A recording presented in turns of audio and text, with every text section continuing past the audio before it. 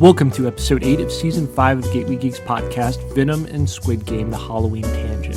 This time we take another short digression from our Fast and the Furious Curious series to take in some symbiotes and Korean dystopian television. It's nearing Halloween, so we will make it spooky.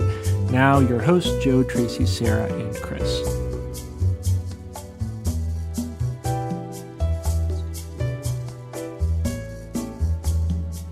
Okay, it's starting. All right, are you guys ready? Shall we start? Yep. Okay. Yep. So it says to Mabel, I says. Oh, are you ready to confess some crime? Yes. Oh, yeah. Confess. So welcome everybody to episode 8 of season 5 of the Gateway Geeks podcast. This is our Venom / Squid Game Halloween episode. I think we might get a special, we'll call it activity with Sarah. Sarah's got some oracle cards for us. But yeah, so for this episode, we all went to see Venom, and then Tracy and I watched Squid Game. So we'll talk about that. But before we start, I'm Joe, and this is my hetero life mate, Tracy. That's a weird way to describe your marriage. Yes. Hi. That's my cue. Hi, everybody. I'm Tracy. I'll pass it off in a much friendlier way to the lovely Sarah Jane Connor. Thank you. Hi, I'm Sarah Jane Connor. How's it going? Chris, that's you. Oh, hey, yeah, I'm Chris. I'm here too. You're the last one. We were so close.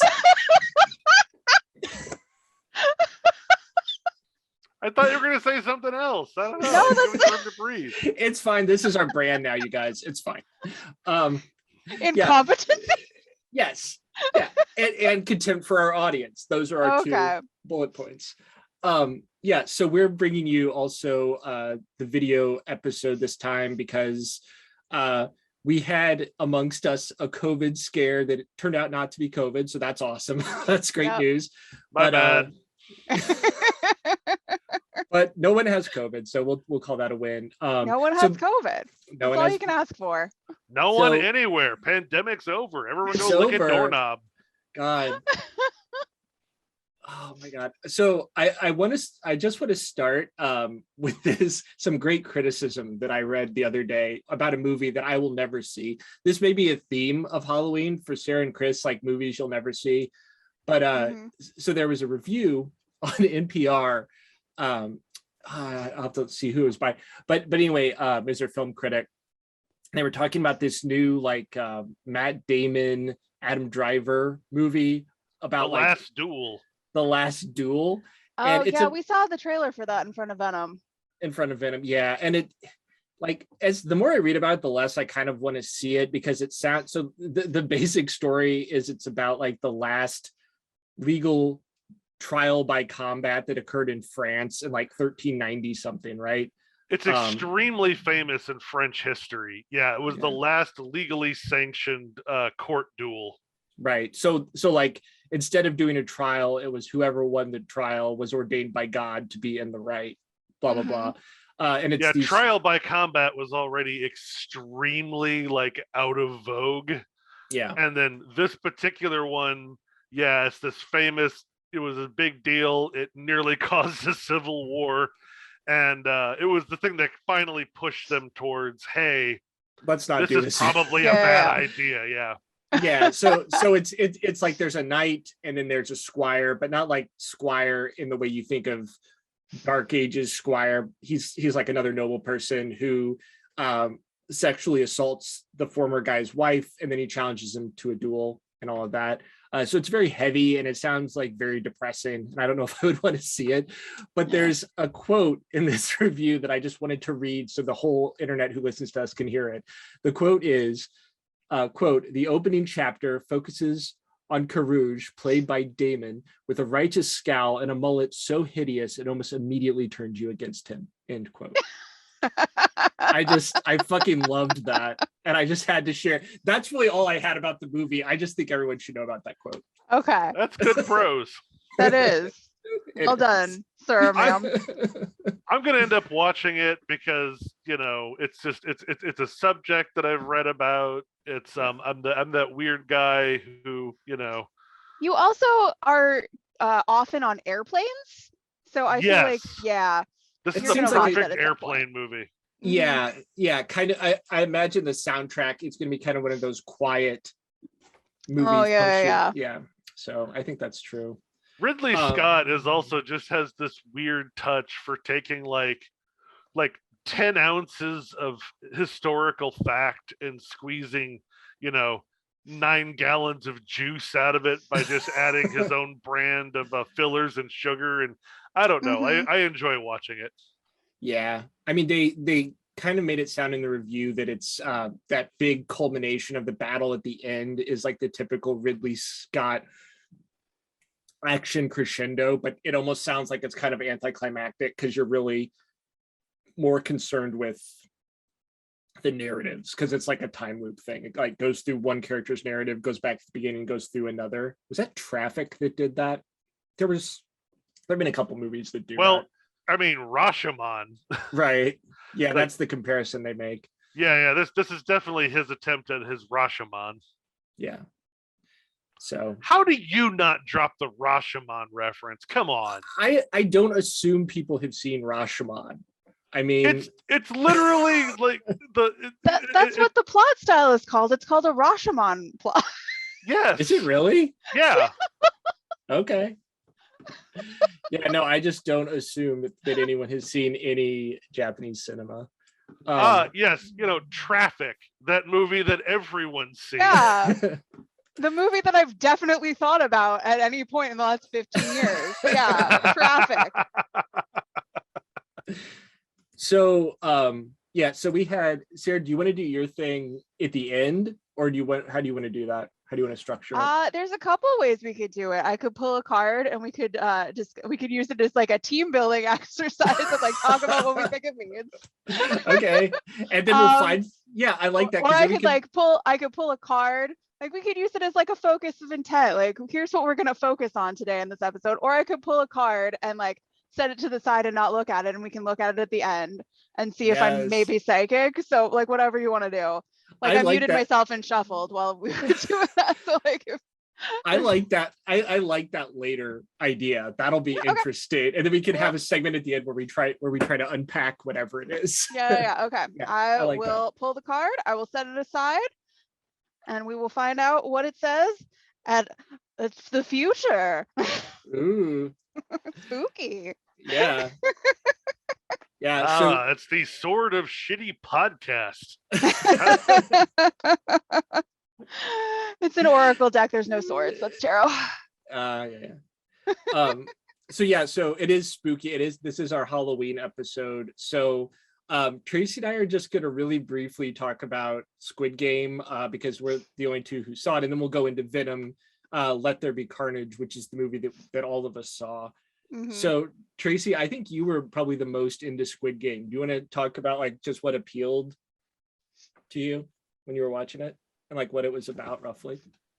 Okay, yeah. So I thought that one of the most interesting things about it was just the sort of commentary on what people would do to get out of poverty. And to escape like creditors and debtors, so I feel like that's what I liked about it. Like the way that characters were approached to be in the game was to like play a small game where they would take some amount of violence, but get a potential payoff with like cash. And I thought that was really interesting because when people really are down and out on their luck, like I could see people potentially doing that.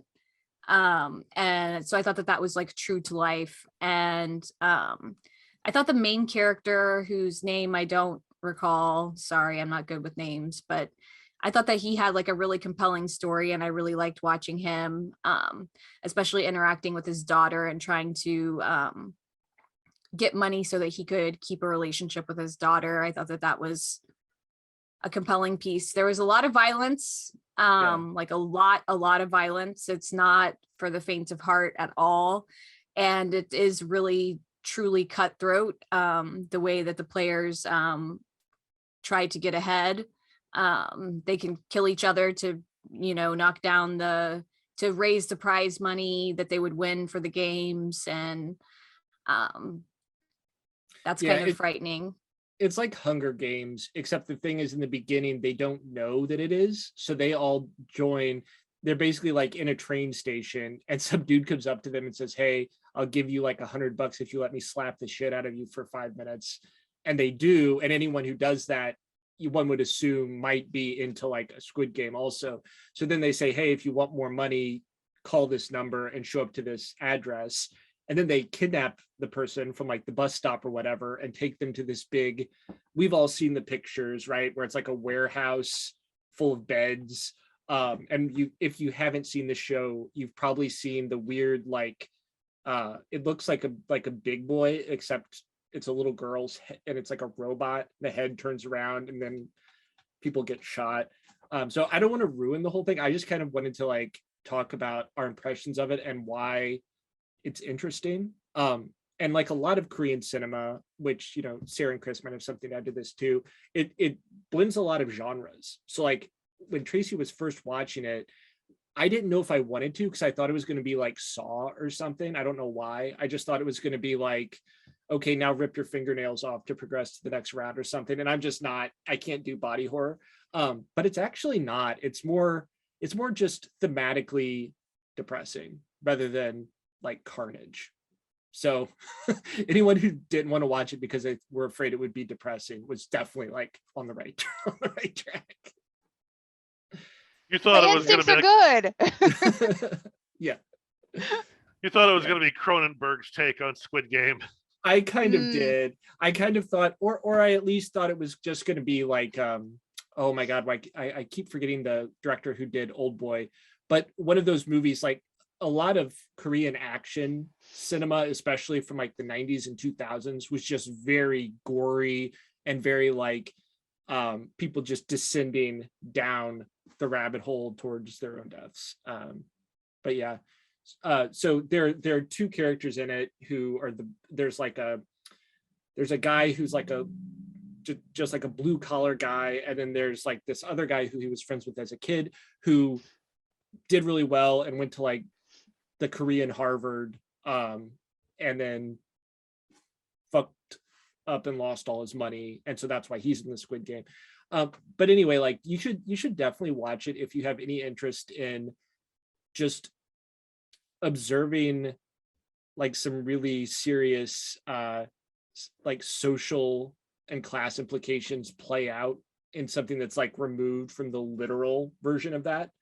So, and I mean, I think that's a big thing in South Korean society for sure. There's a North Korean character, just like one randomly, which is interesting. Like everyone just starts like calling her a communist and stuff, and she's just like randomly in the show. And Tracy, how long does she last? For a long time, doesn't she? Yeah, she makes it to the final 4. Yeah. So like, I mean, I would recommend watching it if you can handle that shit right now. If your brain is like up for it. And I know a lot of our brains, I don't really know that my brain was up for it, to be honest, after I watched it. It was Park Chan-wook. Park Chan-wook, thank you.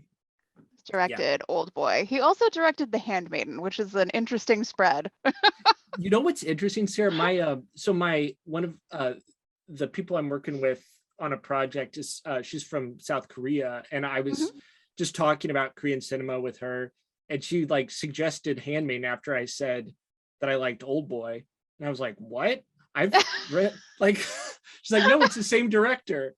It's the same director. I'm like, okay. It is the same director. I feel like those are two very different films. Yeah, I still haven't seen it though. I need to actually sit down and see it. I mean, it's worth watching, but yeah, if Old Boy is your point of reference for, oh, this will be just like that. No, nothing at all. It's fun. I haven't actually watched it. I really liked the novel it was based on. It's based on Fingersmith by Sarah Waters. Oh. So like it's a setting that like totally changes the adaptation, because like Fingersmith is like Victorian England historical fiction. And they moved it to South Korea for this adaptation, which is interesting. Yeah. Like that's an interesting choice. So it is interesting. I'm into that. And I really liked Parasite too. Like I've just liked a lot of Korean cinema lately. I feel like I'd like to do some more reading and just figure out like what is going on specifically in the film industry within South Korea. I mean, one can infer a lot of things, but I don't feel like I know for sure. So yeah, recommending straight to Handmaiden is still killing me because that's like That's very someone funny. saying, yeah, it's like someone being like, you know, I really liked the 2003 Hulk movie. Like, oh, you'd love Lust Caution. I think she was like trying to recommend something that she said she really liked Old Boy, and then she's like, yeah, here's what I did notice that when I said I liked Parasite, she just totally ignored that. So I don't know if maybe she just comes from like a wealthy family in Korea or something. I'm not sure how that movie was even received in mean, Korea. I think it might just be that like every white person who talks to her probably is That's like, oh, I love probably like- Parasite.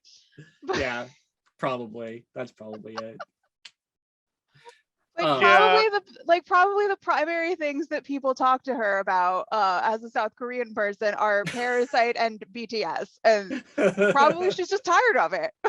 Probably. Well, she studies pop culture. Oh, okay. So like it's not like I was like, hey, you're Korean, let's talk about this. I was just like, Oh, yeah. because Tracy was into that show so much for the last, what was it, like last week? We just watched the whole thing in like a week and a half. Yeah. Yeah, I had a student who was a Japanese American, but spoke Japanese and would not let white dudes her age know that, because then all they wanted to talk about was anime. Oh God. Good call, girl. There are some weirdly aggressive anime fans. Like, Yup. Yeah. like I have a relative who I shall not name. I don't think you guys, Chris might know him. I don't think the rest of you guys do. Who, like, I was at this was like, what was that, Tracy? Like Christmas, like 5 years ago or something. And we were talking about some anime. Greg and Josh and I were talking about it. And this dude walks up and he just gets like super aggressive about the subs versus dubs thing. And he like texted me later at like 1 o'clock in the morning and went on like a 20 text rampage about how dubs are inferior. And I was like, dude, I am like 34. I don't care. Like, this does not impact my life. What the hell is going on with you? Yeah, people get fucking weird with that shit. The intensity is what does it. Like, have your opinion, but like, let's not assume that everyone is on the same level of, you know, enthusiasm as you are. Yeah. But so yeah, so that was Squid Game. Tracy, did you have anything you wanted to add? Nope. I think it's definitely worth a watch if you're okay with lots of violence and darkness. But otherwise, I would say steer clear. But it's I think it's got a lot of good in it. Yeah, and the main characters are great. The actor's name is Lee Jung-jae, is the guy who plays like the main character, and it's really well done. But yeah, so like my head canon is now 100% that this is what's going on in Korea cinema or Korean entertainment in the RoboCop universe. Honestly, that works. Yeah. Oh God, don't even say RoboCop, or we're gonna end up having to watch the RoboCop remake, and I can not do that more than once. Oh my God, I totally forgot the one with Michael Keaton. Yeah, that was so bad. I forgot it existed.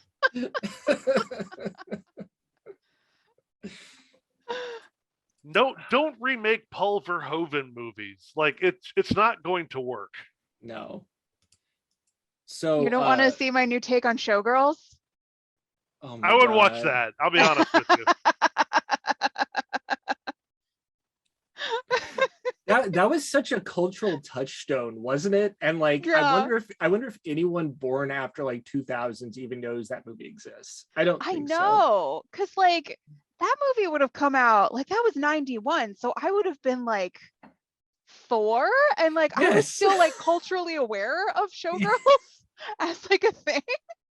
Is it because it had Jesse from Saved by the Bell in it? Is that why we were culturally Probably. aware of it? Okay. I was like, I don't know. Like, I don't think I even saw that movie until I was an adult. No, something. like I didn't see it until I like sought it out when I was like well into my 20s, honestly. But like Yeah, no, like we were all like deeply culturally aware of Showgirls. I guess because it was like kind of the last gasp of like trying to make NC-17 films like a viable financial operation, and also like the insane amount of money that whoever the fuck it was got for the screenplay. Was that Esterhaus? I don't know. Let's see. Chris, do you know who was the screenplay for? Oh, I don't. We should look this up real quick. Yeah, I think it was Joe Esterhaus. I want to Oh, say yeah. it was Yeah. it was the Basic Instinct guy. It is. You're right. Yeah, and they were, Yeah. Yeah.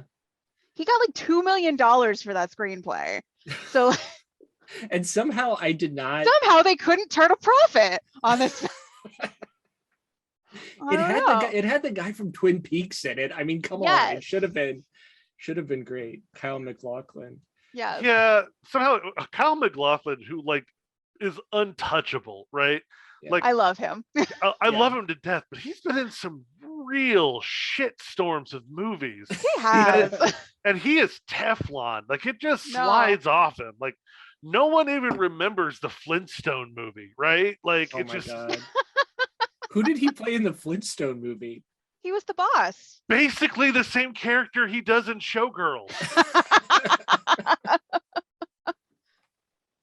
Okay, here's my pressing question. How we bring that around to Venom? I'll let you guys figure that out. Hey, you know who should direct a Venom movie? Paul Verhoeven. I Which mean, is honestly, I would watch that. Just turn him loose with like Marvel, DC, whoever wants to do it. Pick your like least favorite F tier property, hand it to Paul Verhoeven, and then just release it directly to Pornhub. Yes, just in 5-minute clips. Just do it. Yeah, we got to recreate the experience of watching like movies on YouTube in 2006. That's right. Clearly. Yeah, so The way that Chris- all of us watched the 98 Lolita movie. Oh my god. I just want to see like Paul Verhoeven's commentary on I was drawn to Kite Man. He very much spoke to my sensibilities of wanting to see a man's flaccid penis flop in the wind. Speaking of horror, my god. Honestly, this is a good future episode. Like, pick a director and a superhero and like imagine the movie adaptation that they would make. Someone write that down. We'll do that in the future. Yes. I'll write that down. That's a good call. So Terrible comic book movie pitches. who wants to describe the do we need to describe the plot of Venom? I mean, this is like, speaking of things that everyone in the 90s was culturally aware of, this is like the penultimate 90s Spider-Man storyline, I think. Okay, real quick, let me just hit why I love these Venom movies, which is shocking to anyone who's ever heard me talk about how much I hate Venom. Yeah. The 90s were like the late 80s into the 90s were, for me anyway, especially some of that early 80s or the late 80s stuff, kind of a low point for comic books as far as I'm concerned. I don't think that's a particularly hot take. I think we've all come around to the idea that the 90s were bad for comics. Yeah, like Watchmen everybody kind of fucked us. Well, Listen, Watchmen is a masterpiece. Also, absolutely ruined comics for like a hot minute there. Yeah. Like a solid Yeah. decade. Well, and then everybody was trying to do like the edgy version of this or the edgy version of that. And so like, my God, like the ultimate example of a character that I've eventually come around on through comedic reinterpretation is Cable, Yeah. who's just like, he's a badass cyborg from the future. He has all of the powers. We're going to retcon his backstory until it's unrecognizable because none of us had an actual concept for this character beyond badass cyborg commando. Then you have Venom that's just like, what if Spider-Man were bad? And then it's like, but what if he's cool? He's an anti-hero. He eats people's heads. And then with this interpretation, it's just like, yeah, no, what if Venom is just like the fuck up of the symbiote collective, who like he's like he's like the most useless symbiote who finds the most useless human, and the two of them form a like literal toxic codependent relationship. Yep. Like they're rom-coms, and I love them, and I like, oh my god, the voice work for Venom alone, honestly, like Oscar contender. That's pretty great. The chemistry that Tom Hardy has with himself, Yes. because he's doing both Yeah. roles, and it's just beyond great. And honest to God, could you have asked for better casting for Cletus Cassidy? Oh no. I mean, come on. That's very good. Yeah. Carnage is not a great character. No. It never has been, because then it was just like, what if Venom was even edgier? What if Venom just liked to eat babies? Yeah. He's red now. Oh shit, a red one. Yeah, that was I fully enjoyed this film. I was expecting for it to be fine. I actually didn't watch the first one yet, but I gotta say, like, I get what you guys see in these movies. It was a fun. The first one is better. The first one is better. You should definitely watch the first one. I mean, I like this one just because I was not really a comic book guy when I was a kid. I read a few, but this is one of the like story arcs that I actually read as a kid, so I wanted to see it as a film anyway. Thank God, like, that this one gave Michelle Williams like real shit to do. I love her to death. She's so good in these. She's great at everything, but she's criminally underused. Everyone just throws her in as like the girlfriend, the wife, whatever. The real romantic chemistry in this movie is between her and Venom. Yes. Like, she is fucking into Venom. I love it. Why does her freaking fiance or whatever, like, why is he sticking around? He was making me sad. I was like, dude, take a note. Oh, see, like, you gotta watch the first one. They actually established that character. Oh, okay. I gotcha. Ha! Fire and sound. I mean, minus the sound, but yeah, I'm helping. No, I love that guy. Reed Scott is great in these films. Yeah. I mean, everyone's doing a lot of work for like what they have to use. Yeah. Tracy, what was your impression of this? Were you like aware of Venom culturally? I'm just kind of curious. No, I came into this with like zero knowledge of this character. So and I thought I leaned over at the beginning and I was like, just for reference, Venom is like a symbiote who takes over this dude's body. That's like all Tracy had to go on. So, which also assumes that I know. Yeah, how did this work for you, Tracy? Yeah, exactly. Yeah, it was a little bit like off the rails for me, but I enjoyed it. It was fun, but I also feel like there's not much I can say about it because I don't know any of the backstory. I don't know anything about these characters. See, what was great about the first movie is that oh shit, what's his what the hell's his name? Tom Hardy's character. Eddie Brock. Eddie Brock, thank you. Eddie Brock is basically running a one-man version of Vice. Yes. like it's very heavily like doing these these Vice style documentary videos. But they make a point of showing you watching him blow up his entire life and fuck everything up, and then Venom comes into his life. Like, it was not that becoming, bonded with this thing ruined everything. It's that they're both fuck ups. Yeah. Yeah, and together they're more than the sum of their parts. Is like exactly the ultimate theme of this movie was that you can only succeed through the power of friendship. That's like great. Or if you're stuck in a codependent relationship, just double down. Just lean into it. It's fine.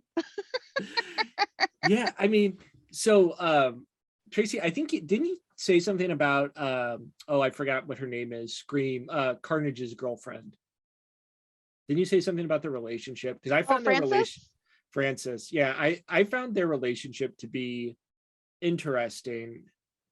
And I mean, like, I don't remember that part of the comics very well. I don't remember if she was in the comics or like what happened. Because so like you have to remember, Aaron's not here to actually use, so I have to point out that it's Shriek, not Scream. Thank you. So like in the comics also, Tracy, so like one of the things that makes this weird is these are Spider-Man villains and anti-heroes. So like in the comics, you had Spider-Man involved in all of this. And so when you take him out, it does change the story. Well, it's even weirder because the only reason Venom looks like that is because he bonded with Peter first. Right. And so looks like Spider-Man's costume. Yeah. And then he just stayed like that when he went off to bond with Eddie Brock. And then in the comics, the whole thing is that the two of them, they're not actually evil, but they both independently hate Peter Parker. Yeah. So does it have like is it sort of like The Mask where the symbiote like amplifies an individual's inherent qualities? Like is that it tends to amplify aggression. Right. Okay. So that's why Carnage is especially horrible. That makes sense.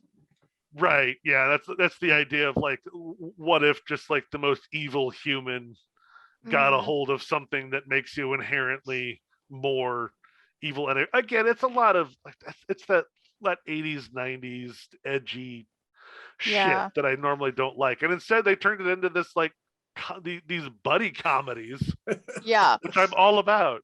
Yeah. What if you're roommates, but the room is your own brain? Honestly, I feel like they could have done more with Carnage. Because I don't know, I don't feel like he ever felt like a real threat, which is wild because he's a serial killer with a symbiote inside of him. It's kind of weird, yeah. They focused a lot on Cassidy, and you never really got a feel for Carnage right up until they started fighting. Yeah. I feel like there was a longer. Yeah, I feel like the villains could have been more well developed, just like overall, which is weird because like I feel like we spent a lot of time with them. Yeah, and especially because there's the thing about how like Carnage and Cassidy they're not symbiotic. Yeah, they don't. Yeah, they're not able to work together. Right, and so you would have to know more about them for that to really make sense. I feel like there was a longer version of the script.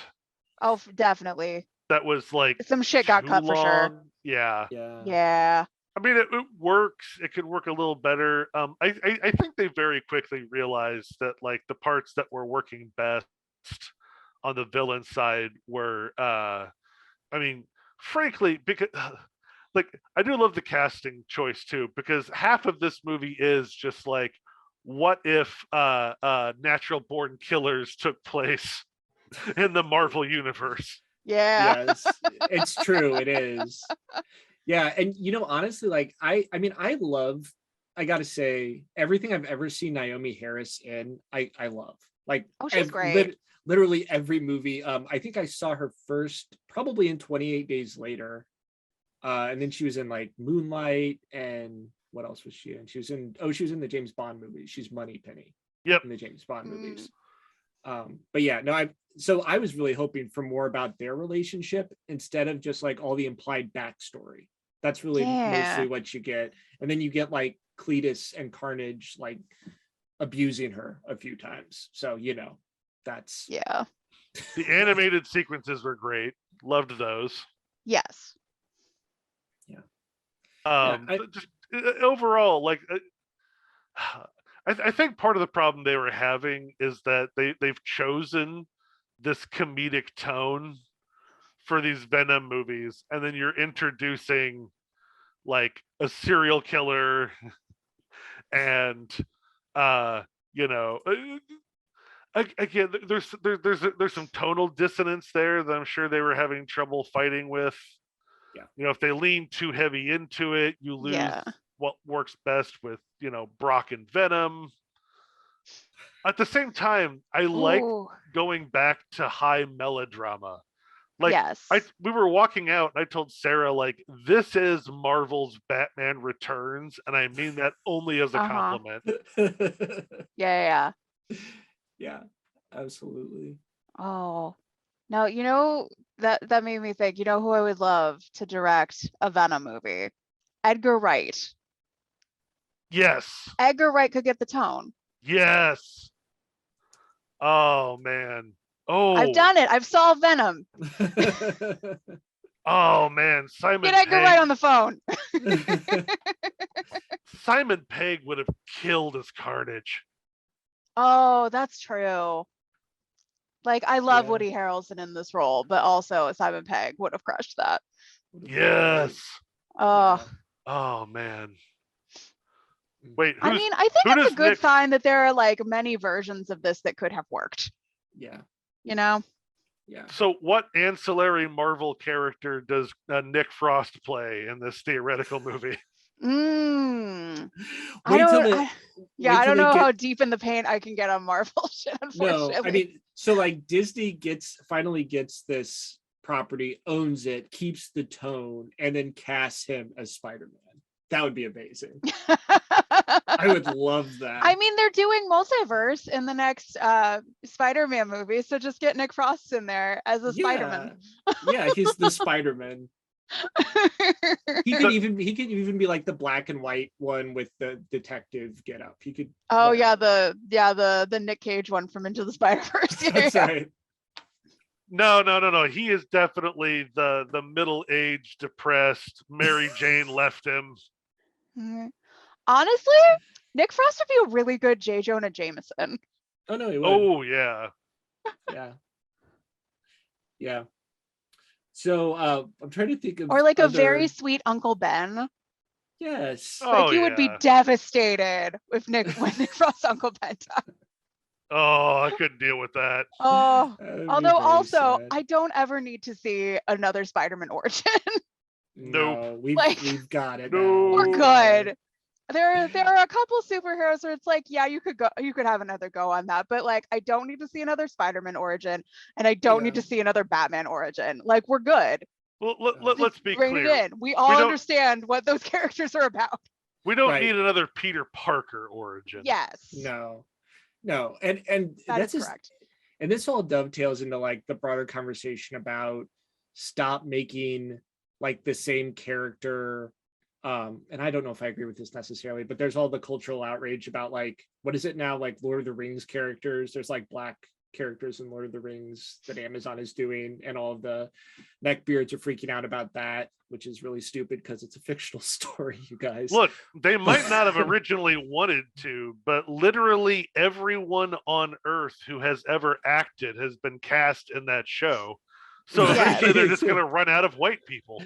Right. Yeah. But so the reason I said that though is there was a criticism that I was reading online about Miles Morales, and some people were like, Miles Morales is just like Black Spider-Man. It's like, no, he's a different character. He's Spider-Man, but he's not Peter Parker.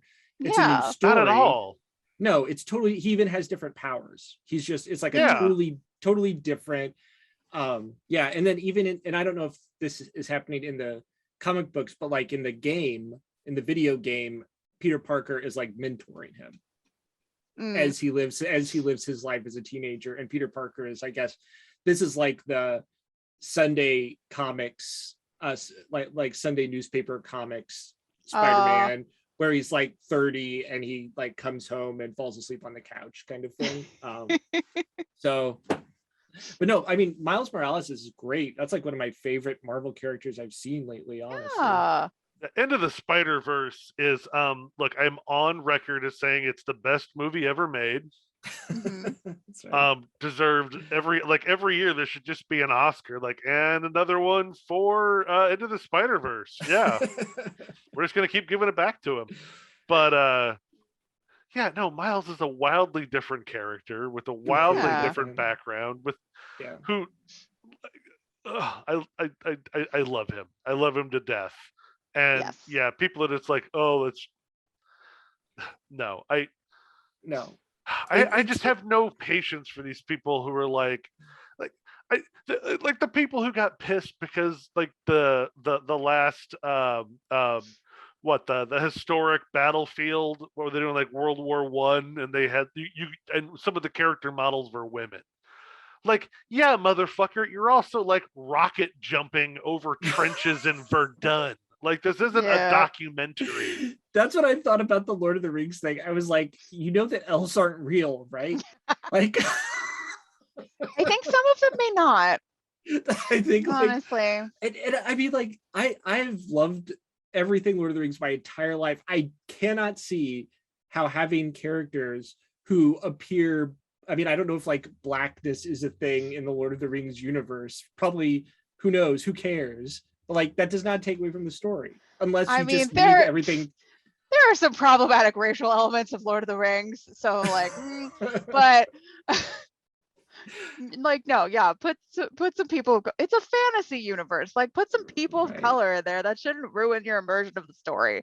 Right. And also you can get better actors if you don't have to just go through all the white actors before you reach out to other actors. Joe, so all like, elves are white. Everyone knows that, just like humans.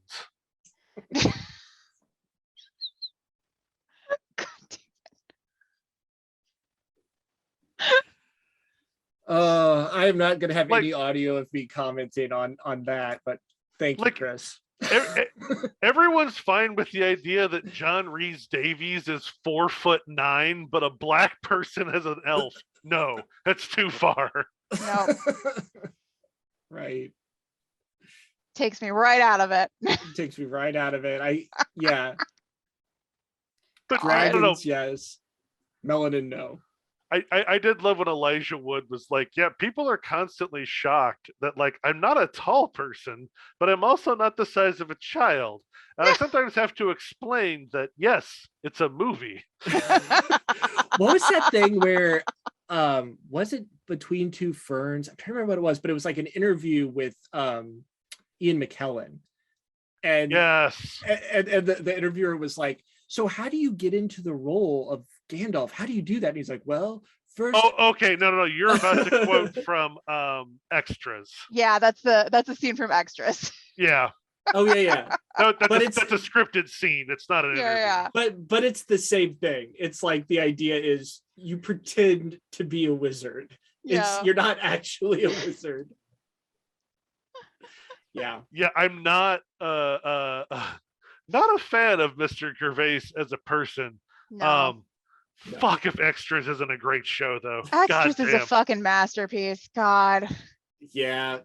Tracy and I watched Tracy, what was that? Was it like a rom-com? What was the show we were watching? Or maybe it was a movie where Ricky Gervais like finds out that his wife dies.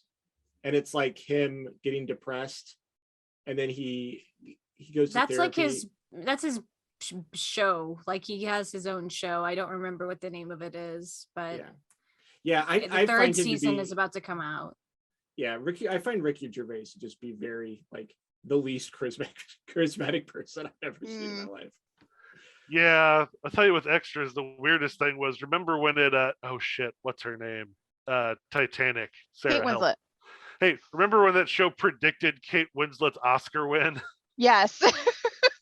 But no, specifically, the plot of the episode that Kate Winslet is in is that she's doing a movie about the Holocaust specifically to win an Oscar, and then she was in a movie about the Holocaust and won an Oscar.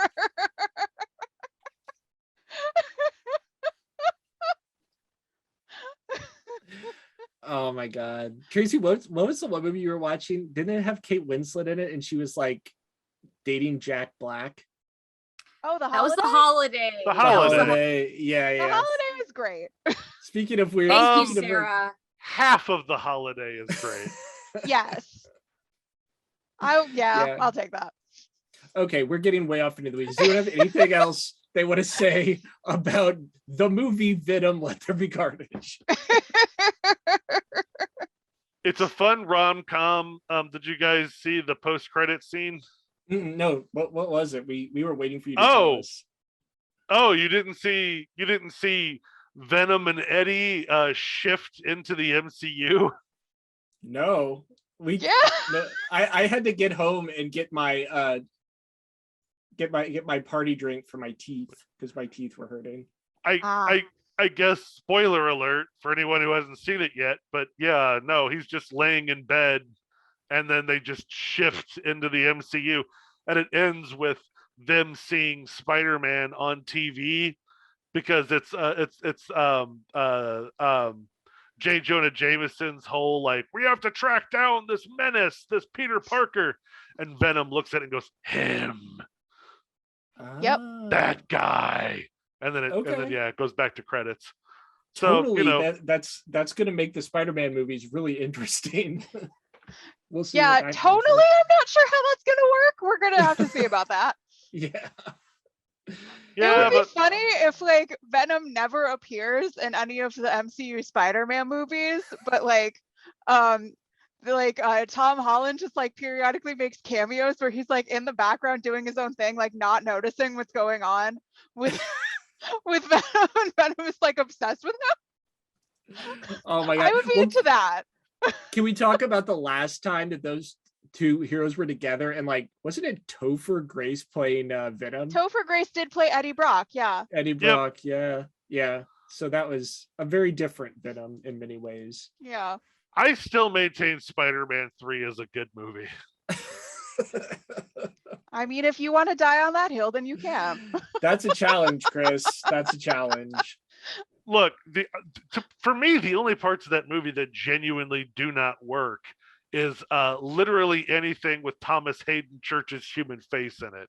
And I like him, but he is playing such a somber character in a very big movie. Like everything about that movie is playing the melodrama to part of it is I like comic book movies that lean into the comic bookiness of them. Mm-hmm. Like I don't need no, this, I agree. Like the worst part of the MCU is that they're really afraid to be stupid. They're very serious. Yes. Yeah. They take everything very seriously. We never would have got the piano bar scene out of like the modern MCU. Like, is it dumb? Yes. Do I love it? Yes, because what I love about all of the like asshole Spider-Man scenes from Spider-Man 3 is that no one's impressed. This is just what Peter thinks is cool. Yeah. like dunking, like all that showing off at a piano bar is what like Peter Parker's id thinks a cool guy would do in that situation. Peter Parker's antisocial dork id. That's what he thinks. Yep. He's like, this is what cool people do. Yep. Yeah, like he watched, like musicals from the 50s and he's like, oh, these are so cool. People today would be so impressed if I could just do one of these in real life. He's like base it on like Aunt May and Uncle Ben stories of what was cool. Oh gosh. Oh, that's made me sad now. Like he watched old movies with his aunt and uncle. That's what he thinks is cool. Yeah. Oh. I know. I had to end it on a bummer. I'm sorry. So the other thing we have in here is just like, what are y'all's Halloween plans? I mean, Tracy and I are going to Aaron and Wendy's wedding, and we're gonna drive up to Chicago and stay in the hotel, and then we might try to see Greg or Emily. I don't know.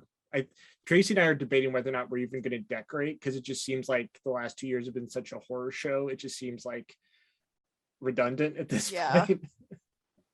Well, I still have young children, so my Halloween is trick-or-treating and trying to negotiate the idea of Halloween parties in a pandemic. Like, are they outside? Is everyone being safe?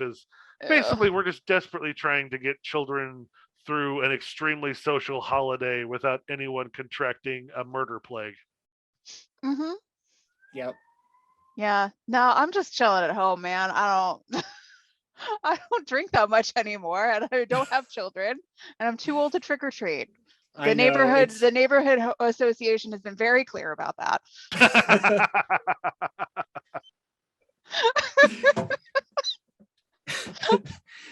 Did I send you guys?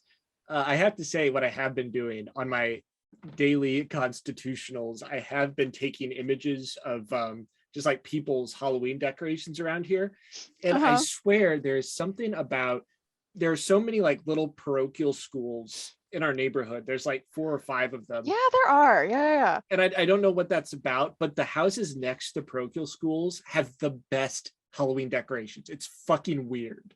Like there's one where my favorite, there's one where there's like, so there's one of those 12-foot skeletons from Home Depot from last year.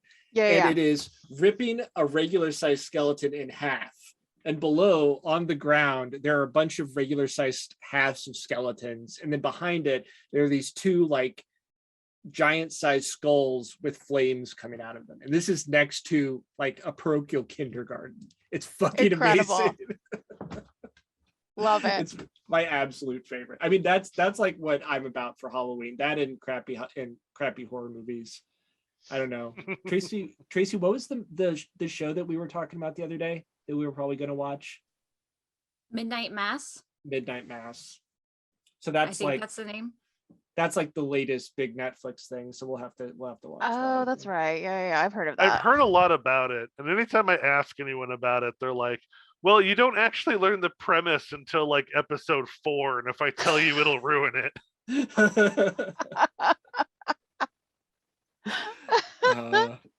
Last year, when did Sabrina the Teenage Witch stop? When did that end? Was that like a pandemic thing that sort of put the brakes on it? I think its last season was 2020, but I'm not sure. Yeah, y'all heard the news, haven't you? Mm-mm.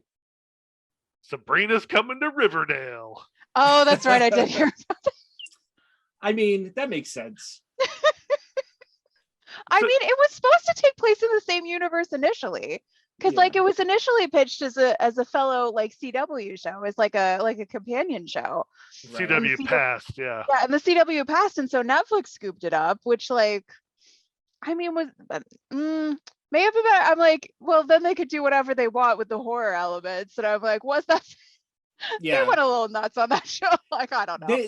They leaned a little hard into like the satanic stuff. I mean, like we understand that's, you know. No, they didn't lean hard enough. Yeah, no, my problem with Sabrina was always that it wasn't weird enough. Yes, thank you. Riverdale is a much weirder show. That's what I hear. Premise-wise, that doesn't make sense. No, Sabrina was constantly just pussyfooting around with like it needed to lean full in, because the whole idea of Sabrina is you could have this character who's like the cheery, happy teenager who also eats babies and just doesn't see anything and just doesn't see a split between the two. And I don't know. There was a lot of things that would constantly make me nuts. Like why is the witchy world misogynistic? Like, don't you want to have that be in like, if your whole thing is trying to make her choose between the two, make it a choice. Yeah. Don't just make one a reflection of the other. Like, I don't know, it was dumb. But I liked the show. It was good. Riverdale is completely insane, and throwing Sabrina in there, I think look, the Riverdale is already hands down the strangest show that just does whatever the fuck it wants whenever it wants. And I will defend the writing of season 1 of Riverdale. Season 1 of Riverdale is well written. And then after that, they were just like, let's just be fucking crazy. And I'm like, honestly, I kind of support this, but also it's not a good show. Sarah, sometimes you just have to drop out of kindergarten to sell drugs for your grandma. No, it's the 4th grade. I dropped out in the 4th grade to run drugs to support my nan. You never got to know the glory of high school football? That's the thing. The response to that is that then you've never known the epic highs and lows of high school football. This is real dialogue from the show. All of this is taking place in a juvenile detention center, by the way. Bless that show. Absolutely perfect. Yeah.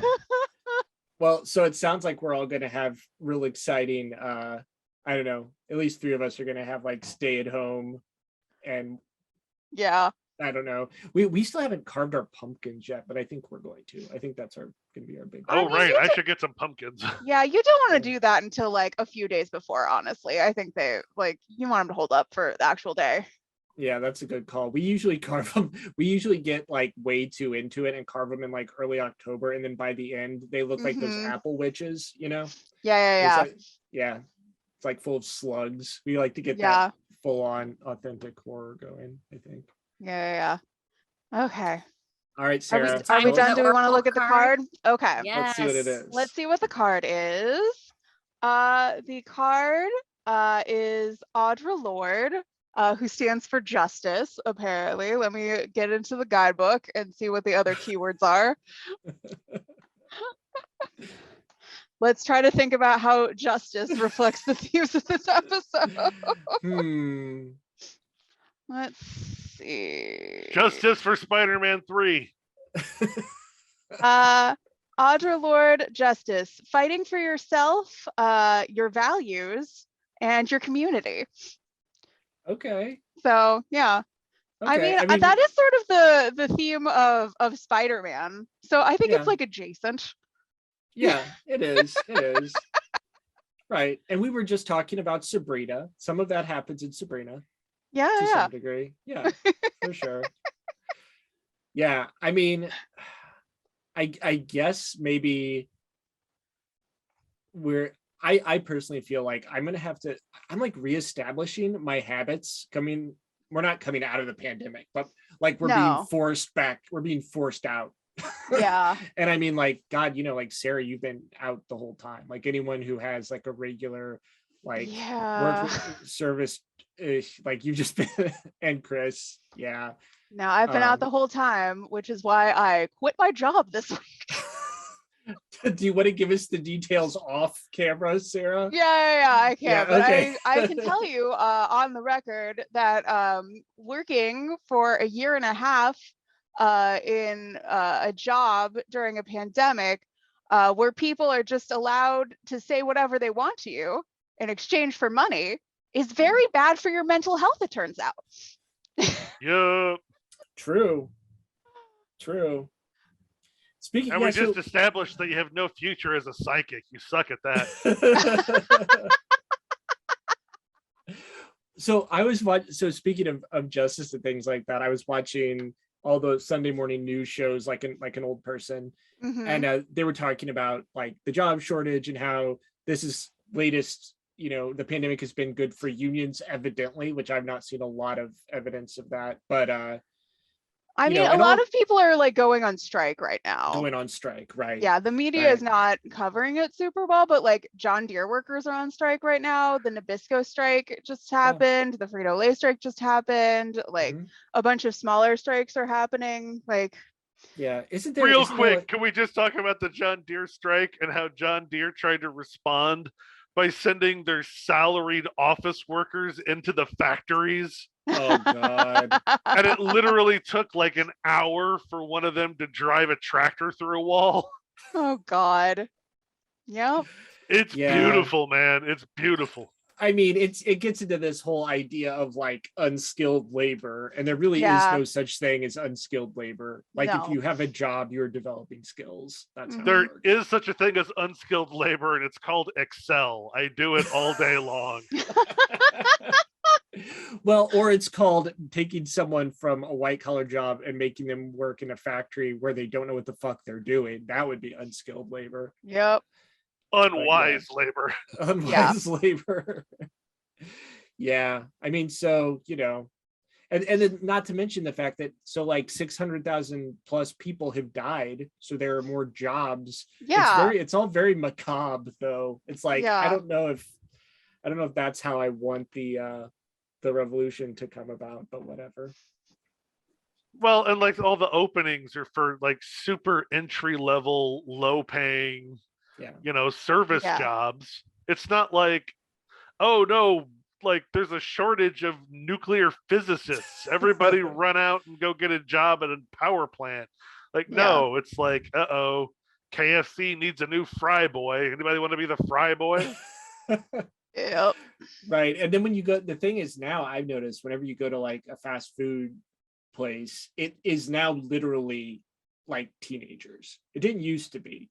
You used to have some people who like knew what the fuck they were doing, and now it seems to just be like 16-year-olds. See, their Listen. perspective there is that you're old. Yeah, And that yeah. everyone looks young now. No, also listen, I used to work when I worked at the grocery store. My courtesy clerks were all either high school students or retired aged elderly folks. I will tell you right now, the teenagers were more useful. Really? Yeah. They were better at their jobs and they respected me more. I can see that. My employees are split between like 50, 60-year-old full-time people and student workers, and oh boy, every now and then the idea of just doubling the number of student workers is really, really compelling idea. Yep. Yeah. I mean, sometimes the older cashiers would complain about the courtesy clerks and be like, I never have a bagger. These kids won't come down for me. I'm like, you never have a bagger because they don't want a bag for you. They're avoiding you because you're mean to them. Yeah. Fair. This is not rocket science here. All of the courtesy clerks always come to my lane to bag for me because I'm nice to them. It's like, you have to be nice. Because I speak to them guys. respectfully. I like thank them when they do things for me. Yeah. Wild. I know it's wild. The number of times at work when people have come to me with complaints and I've had to find polite ways to say, you suck and no one wants to work with you. Yep.